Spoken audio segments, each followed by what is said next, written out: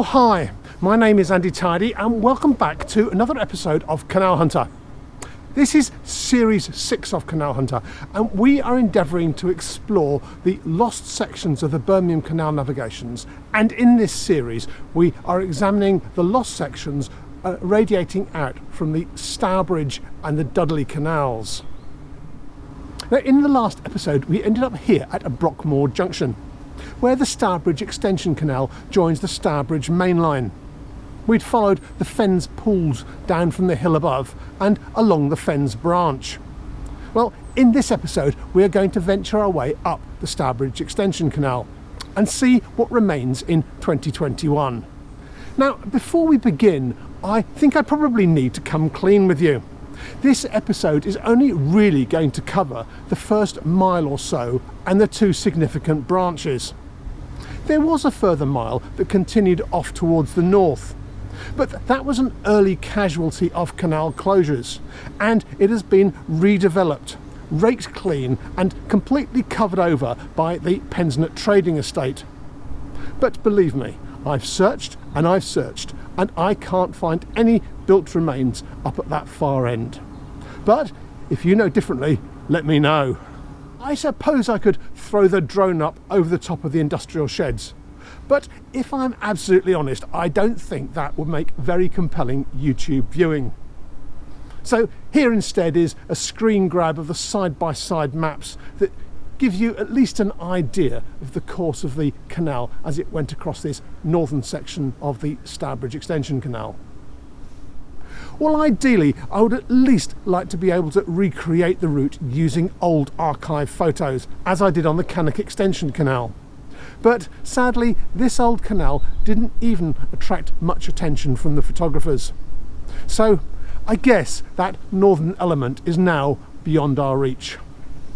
That said, the remaining 2/3 does offer some great scope for exploration and some great insights into the industrialisation of this area.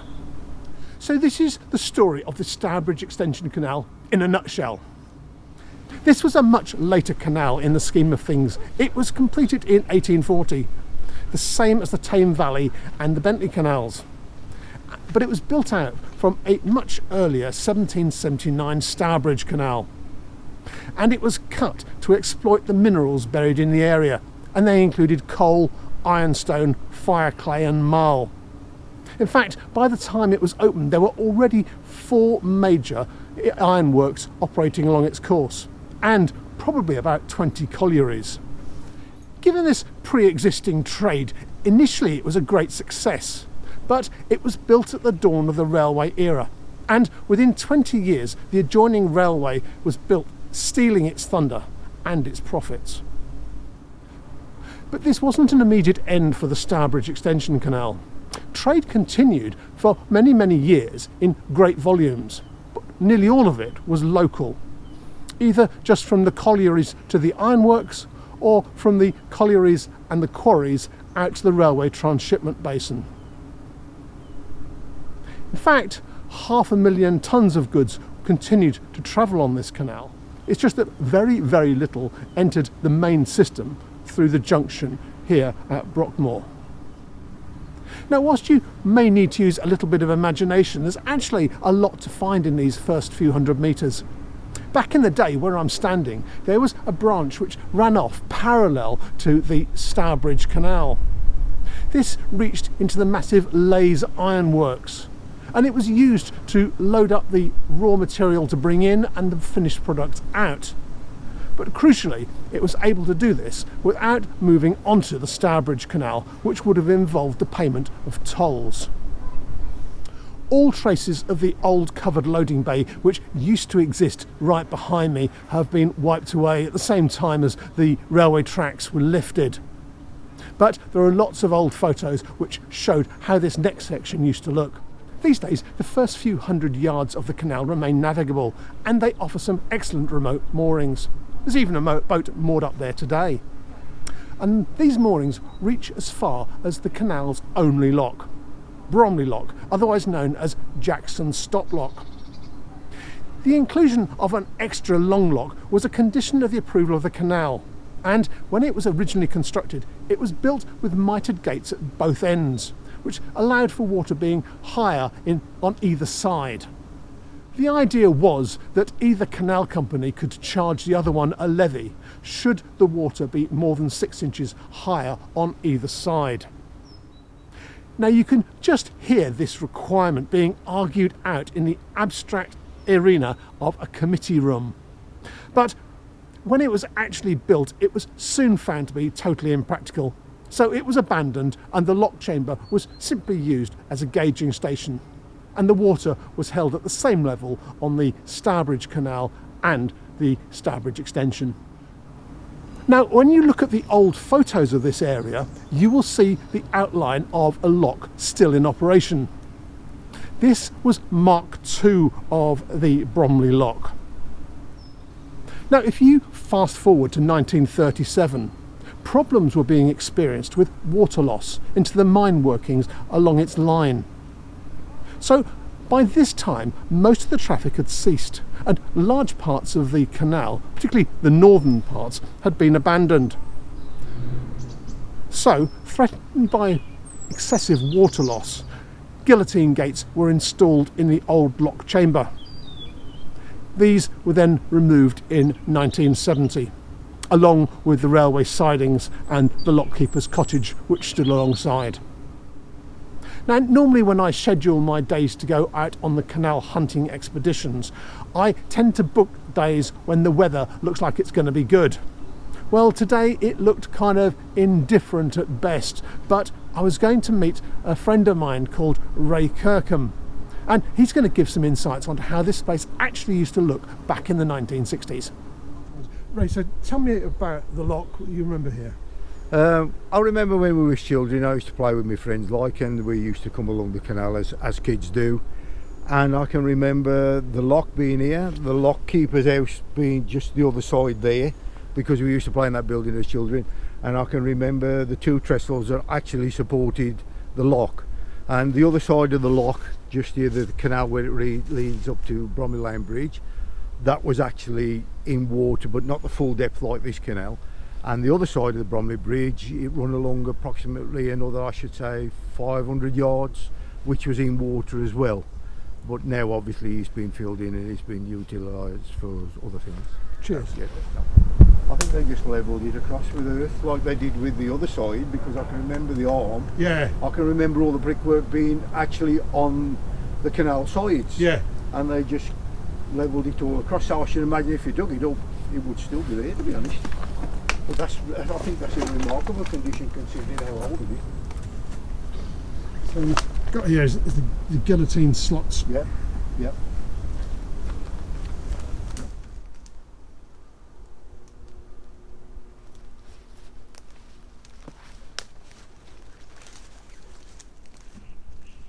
Just to the north of Bromley Lock, the canal sides still exist here in the woodland if you make a bit of a detour in.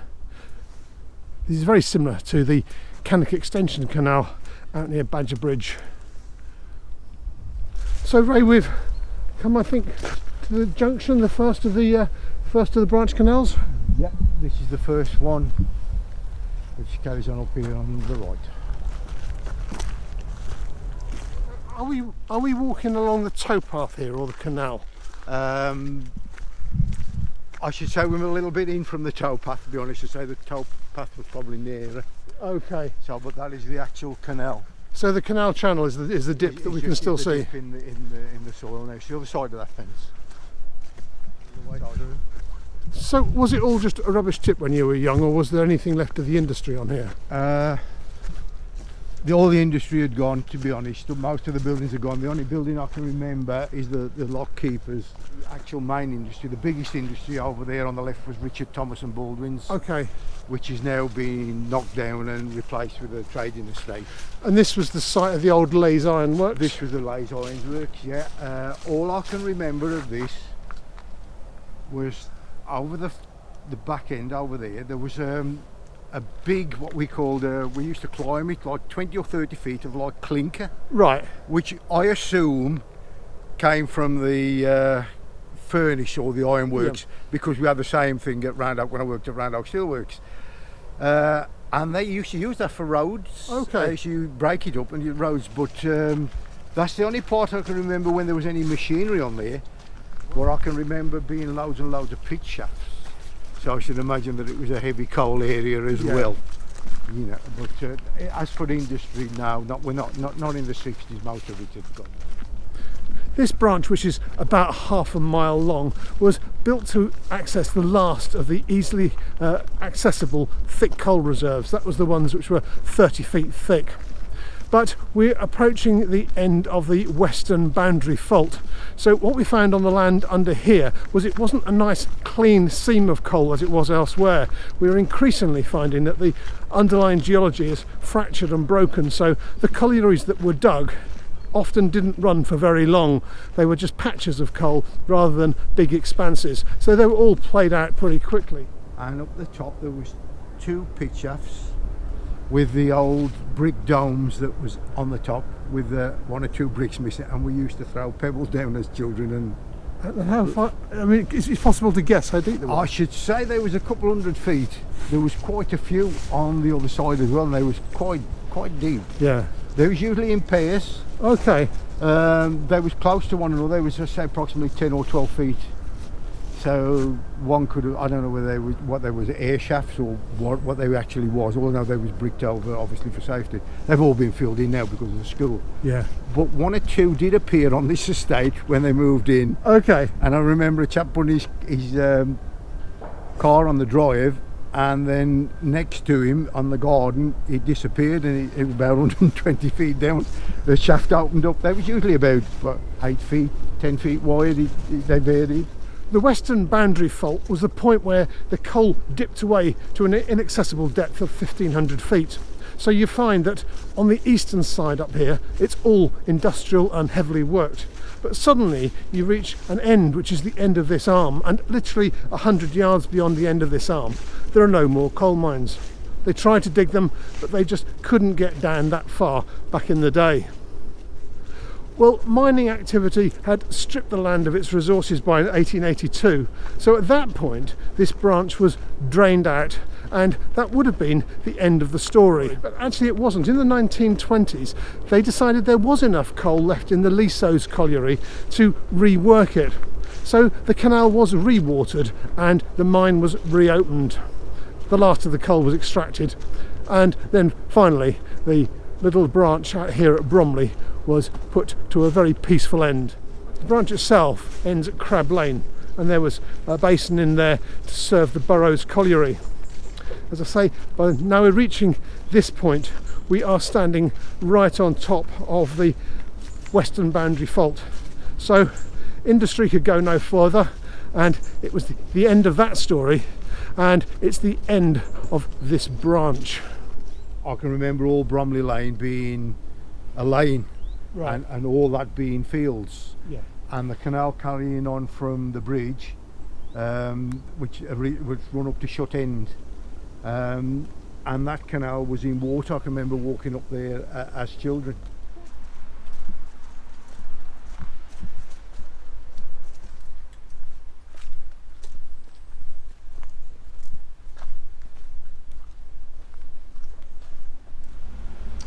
So this side was the canal. Yes, I've actually got some photographs I'll show you. And then this side was the railway. Yeah. But when they built these houses approximately 15, 20 years ago, they just bought all the land over and just filled all the canals. Now beyond Bromley Lane and Bromley Bridge, there appears to be a continuation of the canal towpath. In reality, this is actually the bed of the old railway that ran alongside the canal. The canal itself lies up here under the gardens of the adjoining houses. But in order to get up to the next branch, this is the way we're going to go. I won't film the whole lot. It's a railway cutting. It looks very similar all the way. This part, as I can remember now, was where the water ended about the 60s. And then it was gradually filled in and built over by various factories and other developments, and so this, as far as I can remember as a child, with this part actually being in water. near as we can tell, this is the old line of the Sandhills Branch coming out from the main Stourbridge Extension Canal. It's difficult to be exact, but at the point just behind me, the railway starts to part company with the course of the canal, and that was shown on the maps as being the location for where the branch canal used to go. Another canal that reached out to the coal mines and the ironworks. Now, there's not a huge amount left of the Sandhills Branch. Its course went out underneath the modern housing estate, underneath the school playing field that you can see behind me, and then it crossed underneath Ketley Lane. There used to be a cast iron bridge here, but that was initially dismantled and taken away to the Black Country Museum, and then subsequently re-erected on the Stourbridge Arm. Beyond here, the canal continued out into the site of what was the Bromley brickworks. Even 10 years ago, there was the remnants in the corner of the brickyard of where the canal used to go, but that ultimately was dug out and the clay was extracted. These days, the whole trace of the canal looping through this gap in the hedge has long gone. And this really is the end of the Sandhills Arm. The arm came across the site of the old clay pits, which have now been reprofiled, and they're out there behind me. Obviously there is nothing whatsoever left to find.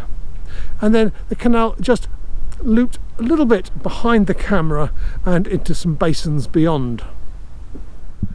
These old basins served the Horton Colliery, just 100 yards to the west and on the western extremity of the western boundary fault. The same fault line that we experienced back on the Bromley branch. So we really are standing now on the very western perimeter of the coal measures, which have extended all the way across the Black Country from Aldridge to here. From here on out to the west, it's just open farmland. Well, it used to be, it's housing these days. But we have reached a geological end of the road. The Horton Colliery had expanded and filled over its canal basin by 1900. And by World War II, the entire purpose of the canal had come to an end. There was no more coal, there was no more clay, there was no more marl. So the whole thing was filled in with mining waste and then just abandoned, and subsequently, after a suitable passage of time, built over and reused. In some ways, it's very difficult to get an impression of just how profound an impact the western boundary fault had on the area. These days it's all been built over. And whilst we can't see what lies many hundreds of feet beneath my feet, if I take you across the site of the old Leys Ironworks and back to the Starbridge Locks, there is some surface evidence which I'll show you to close off this episode. So we've crossed over the coldly sowed site, which was overlaying the site of the Leys Ironworks, and now a great tree-covered public open space. And it reaches right the way down to Starbridge Locks. And I'm standing at the tail of the very first of the locks. Now, I said that you can't really see the western boundary fault, but you can see some indirect evidence of it. And that evidence is right behind me if you know how to look. I don't know how easy this is to see on the GoPro, but if you come down from the current top level of the lock and you come down a metre, you come down to the top coping stones of the lock when in its previous form, when it was somewhat lower down. Well, actually, maybe it was the same height, it's just the land that has settled. In fact, if you come down a little bit further, you can see another split line between the oldest bricks and newer courses, probably to overcome yet more settlement. We can see from the tie rods how these old brick walls have been pulled back to keep them in shape. And if we move on to the side I'm on at the minute, it's the same story. Here is the original top of the lock, and there is the new top of the lock. And it's the same story for the next couple of locks down. Each lock bears the marks of builders adding extra courses of bricks in order to raise up the level of the top of the lock to overcome the settlement, which is taking the chamber down. And then, just as soon as you find them happening here at the top locks, after lock 4, it all just stops, goes away completely. And it's at that point the Stourbridge flight of locks crosses the western boundary fault. Until then, there were coal measures under the canal. After then, they dive down 1,500 feet underground and they are unreachable. Well, that's it for the exploration of the Stourbridge Extension Canal. A short 2.5 mile waterway, which was a late addition to the landscape and which was an early exit as the coal mines and the associated ironworks all came to an end.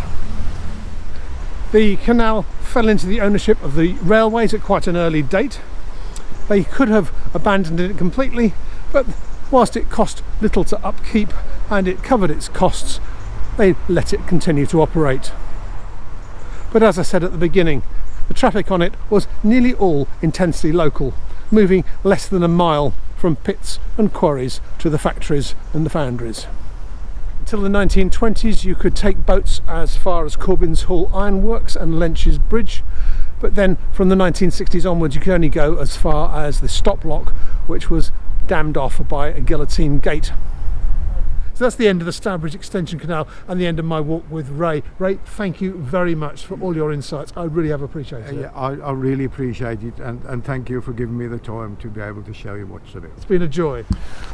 Well, I guess in some ways the story of the Stourbridge Extension Canal is something of a sad one.